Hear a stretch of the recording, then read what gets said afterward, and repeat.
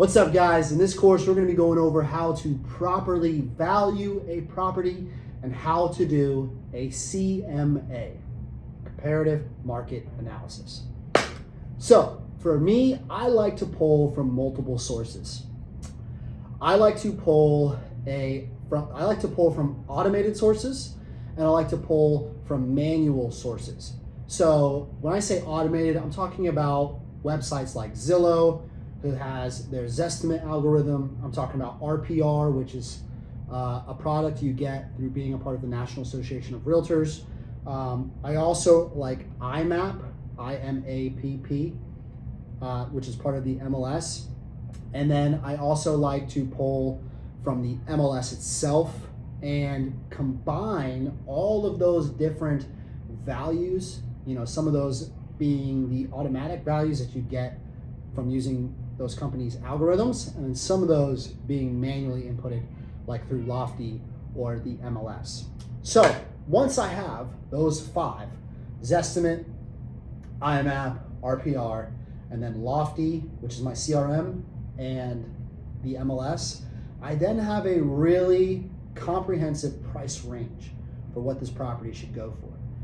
When I'm adding the properties into the MLS and into Lofty, which is the manual system, I'm looking for properties that are very comparable, and the things that I'm looking at are bedrooms. I want to make sure the bedrooms are the same. I want to make sure the bathrooms are at least close. I'm looking at square footage of the homes and comparing those. And I'm looking at lot size as well as condition and location. Those are the main important features that you need to consider when you're comparing your subject property to your comparable properties. So I typically like to use sold and pending properties as comparables. Active properties can be hit or miss because, for example, if my neighbor lists their home tomorrow for $1 million on Zillow, it does not mean my property is worth $1 million. I wish it was, but it's just not the case. But if my neighbor sold their home for $1 million and their home is similar to mine, then that could support the fact that my home should be valued around $1 million, at least close. So I want to look at the pendings and I want to look at the solds. Those are the most important comps when choosing comparable properties. So I have these five valuations, the automated ones and the manual ones. What I want to do is I want to establish a price range. Now that price range, our clients are expecting from us for that to be a very narrow price range. I mean, when we're talking about average homes, this needs to be like within $10,000 to $30,000 price range.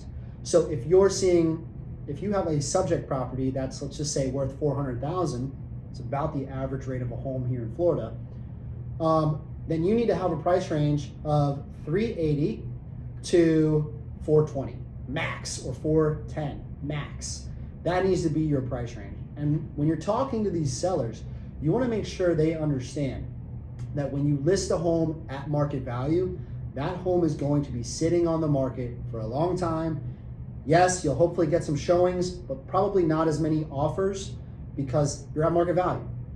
If you're not getting showings and you're not getting offers, that means you've listed the property for too much. You're gone over market value.